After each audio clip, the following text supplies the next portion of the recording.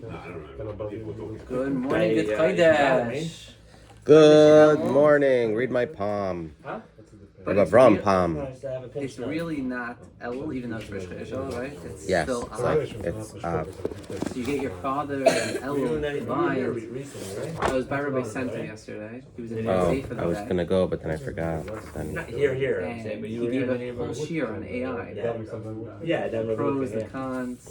Oh, how was that? So there was some supposedly, I didn't know this, but there's rabbis that ban it. They say you can't use it. So why not? Was it internet? The danger is it's like when the internet first came out, the rabbis were like, hold on, we don't use it yet. Let's understand what it is, understand how to use it. And now you fast forward a few years, they have whether it's filters, certain devices to use it on, and it's controlled. Right now, ChatGPT they think is like untamed.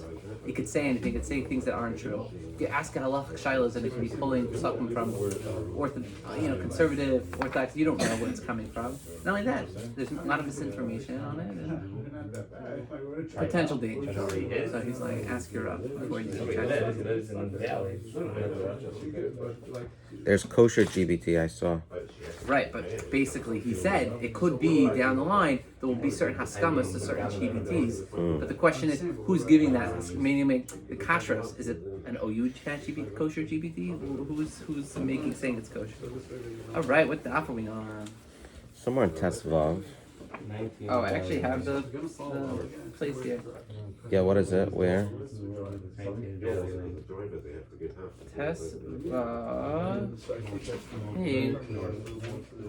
Yeah, we're up to the V'nesav Achas, Shishtaim. And we talked about southwest, northeast, corners, dripping down, sides. Okay. Yeah. So we have to just remind ourselves what Reb Shimon Ish HaMitzvah interpreted the Tamid blood service. So we're just going to find Reb Shimon Ish HaMitzvah. And concerning the teaching of this Mishnah, okay, so let's just remember what it says on Tesvav and Aleph a little higher. The Kayan selected to throw the blood of the Tamid offering. The Kayan arrives at the northeast corner of the Mizbeach, and standing at the foot of the Mizbeach, he throws blood from the offering on the northeast corner. He then circles the altar, and once he arrives at the southwest corner, he throws the blood from the offering upon the southwest corner. But Reb Shimon Ish HaMitzvah says in a brayso, he changes this procedure with reference to the Tamid. He asserts that the blood application procedure of the Tamid differs from that of the standard Ola offering as follows. The Kohen arrives at the northeast corner of the Mizbeach and throws the blood on the northeast corner. But then, as he approaches the southwest corner, he places blood on the western wall of the Mizbeach. I guess they meet in the middle. Let's see.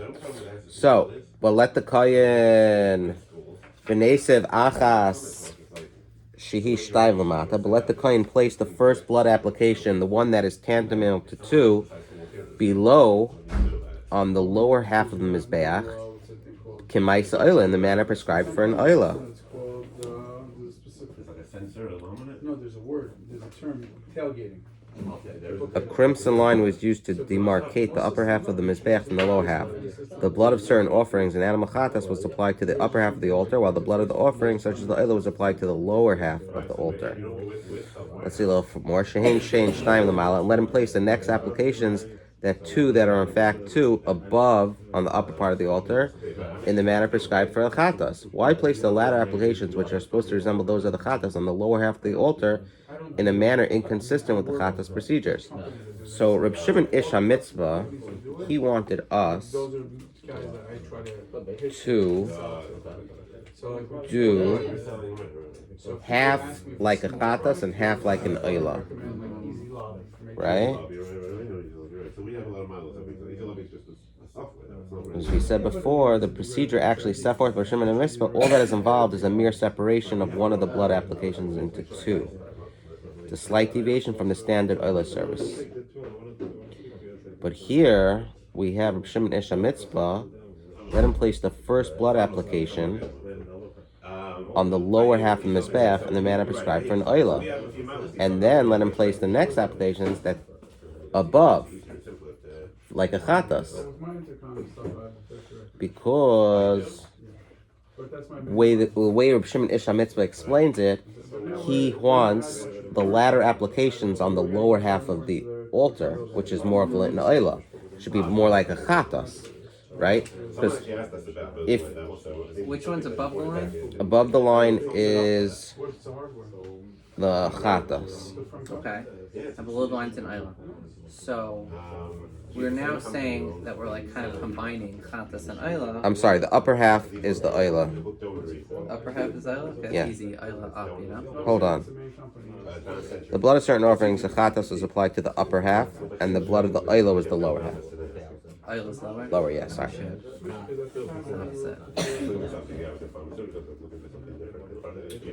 So basically, now that according to Mish Mitzvah, he's combining a procedure of, he's like mixing in the chatas and Eilah types, because one goes on the corner, one goes on the sides, which we Right. already knew. One goes on the sides and one goes only on the corners. Well, what's this whole procedure here with this is the Talmud that you're combining it? I have a friend of mine who's Okay, he said that's fine, but then I would say, well, once you're already saying that one's going to be Eilah, one's going to be chatas, let's do it above the line, below the line, in the manner that a chatas and Eilah is. So the chatas type, which is the one that goes, I think, on the corners, should then go on the top, and the Eilah type that's in the bottom should go below that red line. Yeah, that's All right, Hello? that's all it's asking. Hello? Hello? Rabbi, something wrong. So what does the Gemara say to that? Very happy. Lo yimatzinu damin shechetzin lamala v'chetzin lamata. We don't find ever that blood, a half is sprinkled above the red line, half is sprinkled below. One either sprinkles all the blood on the lower half of the altar, as in the case of most offerings, or Chatas. entirely, well no, the lower we said was Eilah. You just said upper then. No, either one sprinkles all the blood on the lower half of the altar, as in the case of Moshe, or entirely in the upper half. They're coming, yeah. As in the case. I asked you if there's a minion here. Oh, if there's a minion here, That's an 11 o'clock by the time they show up. usually 10 minutes, there's a minion. But you feel free if you want to digress, you can go to another shul. Yeah? Okay, the Gemara asks, V'loi v'hatzanan hiza mimenu achas l'mala v'shevel l'mata. Haha, right? We're gonna have on Yom Kippur, right? We say this in davening. There's really no case that you split the line, half some on the top, some on the bottom. There's a Mishnah, right? The Kohen Gadol took the blood of the bull into the Chodesh Kodashim, sprinkled from the blood one time upward, right? Achas, v'achas. So he sprinkled one up, and then down, and down, and down. Sometimes downward. Apparently the blood and offering can be sprinkled part upward to the upper part of the thickness of the ark cover, and part downward toward the lower part of the thickness of the ark cover. Kimatzlef. The Gemara rejects this. That is not a case of half the blood sprinkled upward and half sprinkled down. Instead, that sprinkle was like a matzlef. That blood in our Mishnah. My Sprinklings were not performed one above the other, but rather one beneath the other, and all were sprinkled in a row on the ark cover. keep going in the Gemara. My kamatzlef, machve Rav Yehuda kiman. It's just on your What's the Kim matzlef Yehuda Nagdo. says? Kim Nagdono. Like one who whips. What does it say in yours? Rav Yehuda demonstrated with his hand, it means like one who whips. Which is One who whips another does not strike in one place, but they wrecks one lash beneath the other. pretty cool, right? Yeah? And Yeah. I've never whipped someone. Yeah, so it's like you one downward motion, but the whole thing gets sprinkled. It's not like one above, one below. But then they redesigned it and I needed. No, it's One like motion, it's one motion. Just whip down. That's why I was able to spread them out. That's it. but then I thought it's one up, one down. Yeah, when you go down, you ever have like a hose, a garden hose, you go like this, the whole wall will get wet. That's what it means, one up and one down. Is it Meaning- one up and seven down? So what does that mean? Oh no, you're taking that hose. I mean, one goes up, and then the next sprinklings, instead of just going in this motion, you're going in this motion, and then this motion, and then this, right? The first one you This dip. means that the sprinkling above and below were this means that the sprinkling above and below were in fact not aimed opposite the different parts of the comparison. Rather, the first sprinkling was aimed at a point on the floor distant from the Kohen Gadol, and the successive ones ranged progressively closer. Thus, the Kohen Gadol sprinkled like an agent of the court who administers lashes and whips the victim from the shoulders downward, striking progressively lower on his body with each successive lash, rather than administering the lashes to a single place in the body. The difference between the above and below, as Benjamin wanted to know, sprinklings, was in the positioning of the Kohen Gadol's hand. As the Gemara below 55a explains, the sprinklings made above were performed with palm upward, while those made below were performed with palm downward. Yeah, I think I did. Oh, I don't know. so- 30, 40, like, So right. that basically makes it sound like Right. the motion was different. The first one he sprinkled like this, and the next one he sprinkled like that. So we don't really find one Well, you above said we and have 10 over one here. below.